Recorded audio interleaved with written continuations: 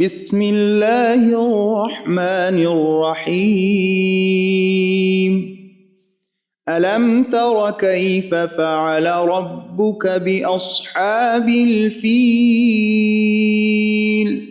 Have you not seen how your Lord dealt with the people of the elephant? ألم يجعل كيدهم في تضليل Did he not cause their scheme to end in confusion? وأرسل عليهم طيرا أبابيل And sent upon them flocks of birds, ترميهم بحجارة من سجيل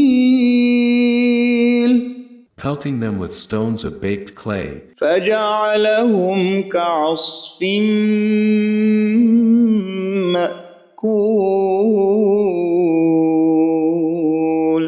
and made them perish like the straw chewed up. صدق الله العلي العظيم.